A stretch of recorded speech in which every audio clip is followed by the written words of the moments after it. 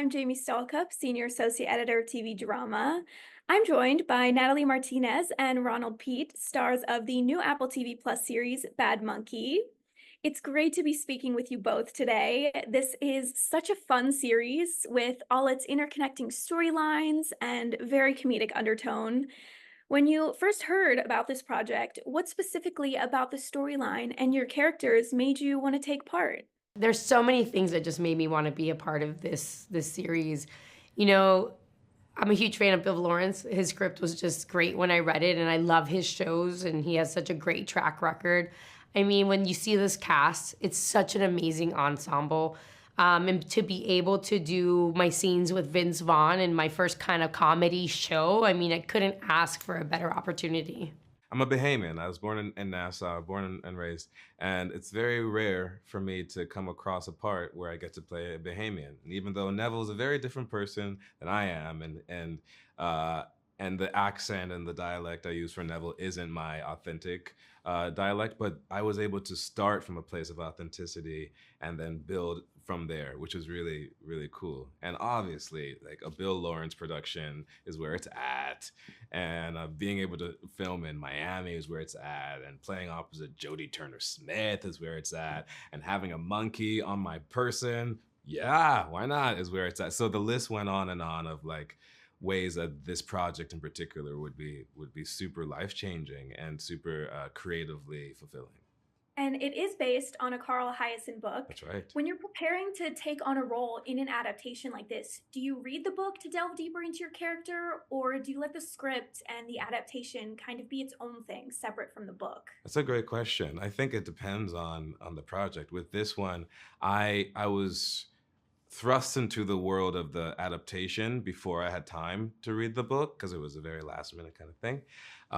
But while we were filming, I was reading the book, and it was very exciting to see the ways in which I could tell, that's how they got to that, and then that's how they translated, that's how they adapted, and that's how they, it was really cool in real time to be able to have both of those kind of reference points. For this one, I really just kind of trusted the script and trusted Bill Lawrence, that he was guiding me in that kind of way and keeping true to Carl Hiaasen's book, and I think it being a character as well, who she's Miami, she's Cuban American, as am I, was born and raised in Miami as well.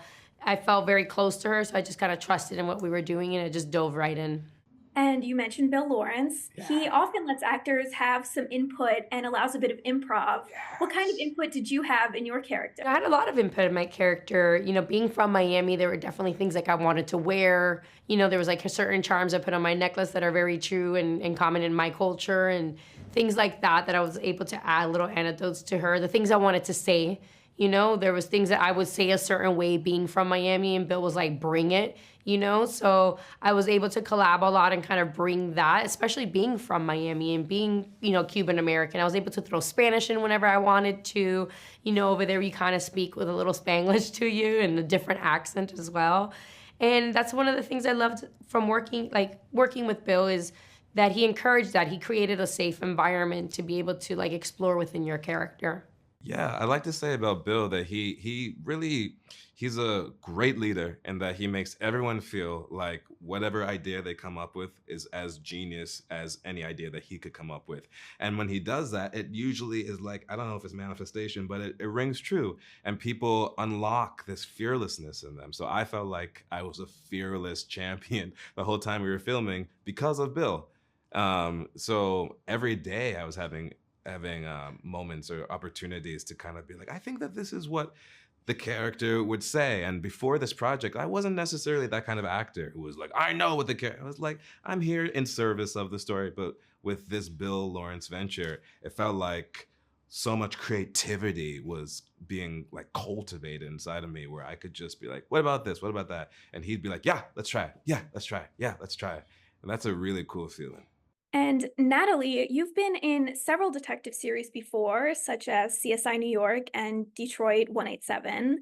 What sets Bad Monkey apart from others in the detective realm?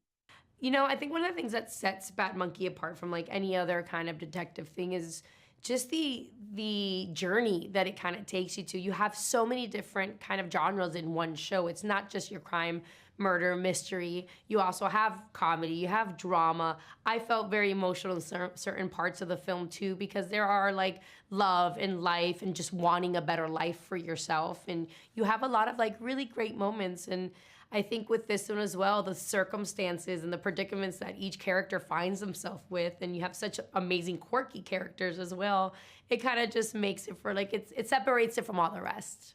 And even though it is very comedic, there are some deeper themes, especially with Neville Yes. losing his home to That's outsiders. right. They're coming in to destroy everyone's way of life to build a resort. Yes. Is there anything you hope viewers take away from the series' deeper themes? I hope so. I hope like the ones that you just listed, and even more the ecological, the eco kind of, um, the, the idea that ecology must be taken care of, and that it's so tied to humanity, and that we're all one, you know, and that the water is one, and that the deer are one, and that the turtles are one, that the iguanas are one. I think that's not just a pull quote, like that's a way of living. And I'm hopeful that this story, and Carl Hiaasen is so deeply enmeshed in that kind of ethos too.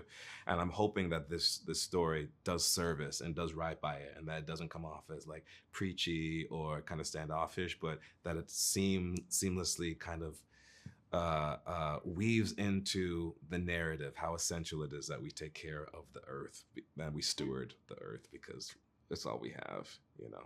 Well, I've seen the first 2 episodes so far, Okay. and storylines have just started to converge, so I'm really excited to watch the rest of it. Yeah. I hope you like Thank it. you so much for your time today.